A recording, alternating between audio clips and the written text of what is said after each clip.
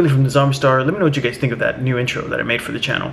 And something really unique this week in comics, something I've never seen before in a book. But let's get into what we've been reading this week in comics. For Marvel Comics, Alien issue number 1.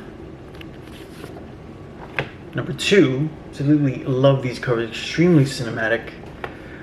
Number 3, felt that this was kind of inspired by the Ripley and the kid from Aliens. Kind of feel that they were drawing from that. Did not get issue number 4, jumped over to issue number 5, but was still able to put the story together despite not having the issue. But I need my store to go ahead and fill me in because I just need to have the complete set. Issue number 6, and it ends with number 6, and we have a new arc with, again, Alien number 1. I believe this is the third number 1 in this Alien series, as it is, I think, has become an anthology or a collection of mini series that are connected narratively, but extend and make up a larger universe.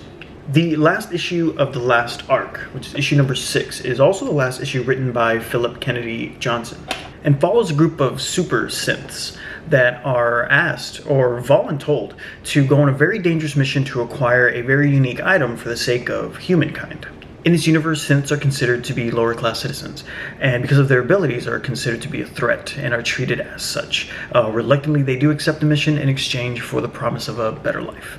And in traditional Alien fashion, everything absolutely spins out of control as main character Freyja and her team of synths quickly come into contact with extremely deadly xenomorphs. This is a really fun, fast-paced narrative full of twists and turns and character shifts, but most interestingly explores the meaning of choices that are made by synthetics and the choices made by humans, and the differences and the impact that it makes in the overall outcome of things.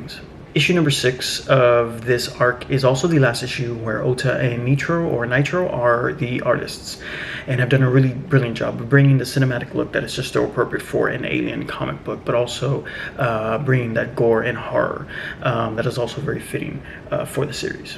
That does bring us to issue number 1 of the new arc, which is where we currently are, and really am excited for this, as it is written by Declan Shalvey, Andrea Bocardo, and Triona Farrell have created this book. Now, if you are familiar with Declan Shalvey, and why this is really exciting is because he is also the writer of Time Before Time from Image Comic Books, which promises a lot of things now that he's coming on and writing this arc for the Alien franchise. In issue number 1, we're introduced to a ice Hoth-like planet where main character Zasha and her family are excavators studying the planet for the purpose of terraforming. During one of their digs, Zasha finds something very alien-like, and if you know anything about the Alien franchise, it just goes to hell from there. But before any xenomorphs go on a rampage, the family quickly realizes that the nefarious Weyland-Yutani Corporation is far more dangerous than anything they could have dug up in the ice. In our fight to catch up with weekly releases, we are only on number 1 on this arc, but I'm really excited to see where this goes. It just being written by Declan Shalvey, again, just promises a lot of things.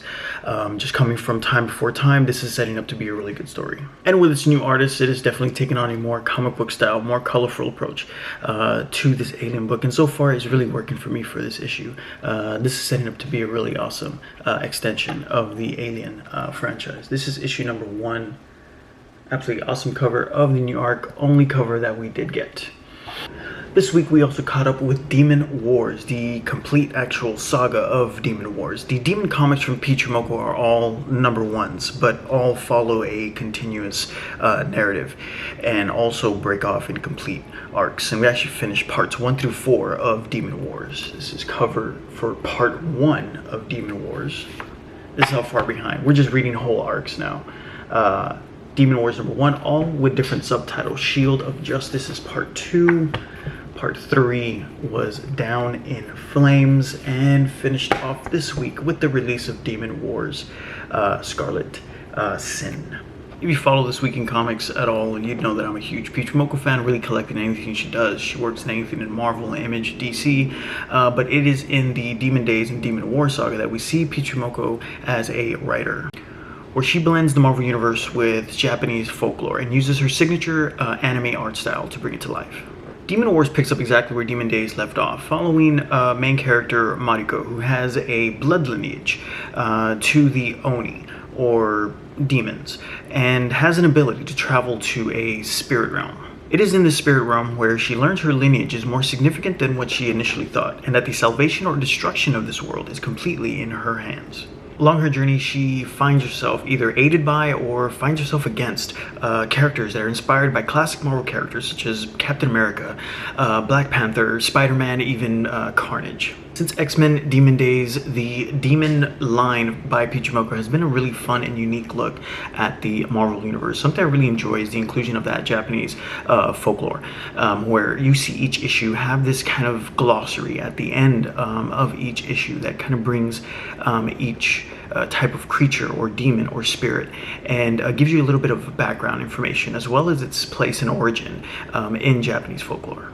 As far as the look of the book, there's really not much more I can say. It is manga. I keep saying anime, but it really is like a manga smash with the Marvel Universe in a way that only Peach Momoko can do. You just gotta see it to see it. This is Demon Wars. Cover speaks for itself. We did only get one variant edition of part 1, which is Iron Samurai. Do not know who the artist is.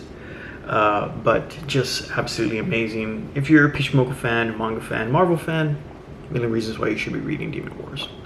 We have been reading a lot of Radiant Black this week from Image Comics, and I have to say that this is one of the most exciting things that I've seen Image do with one of their titles in a while. It is really awesome to see issues 19 to 24 really set up an epic event that includes the Radiant Black, but also the other Radiant series in what Image calls the Massive Verse. And if you follow this channel, you know that I'm reading the Radiant Black and the Radiant Red series. And even though I'm still missing out on 2 other series that kind of makes this universe, I'm so excited to see how all this is going to come together in their next issue, simply called Massive. Since issue number 1, Radiant Black has been a Power Rangers inspired science fiction action that sees ordinary citizens receive the immense power of a black hole, giving them incredible abilities.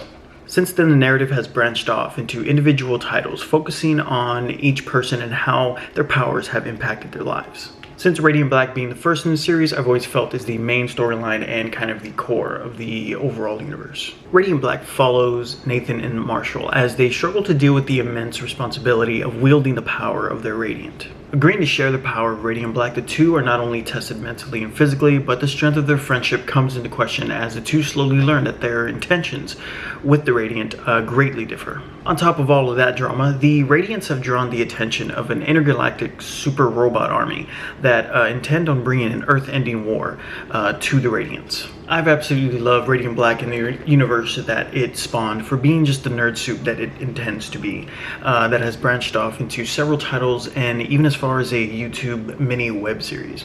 A title that is really great as a narrative, but of course is amplified by its amazing visuals and aesthetic. Which brings us specifically to issue number 24, as this cover does something that I've never seen before in a comic book. You zoom in a little bit closer.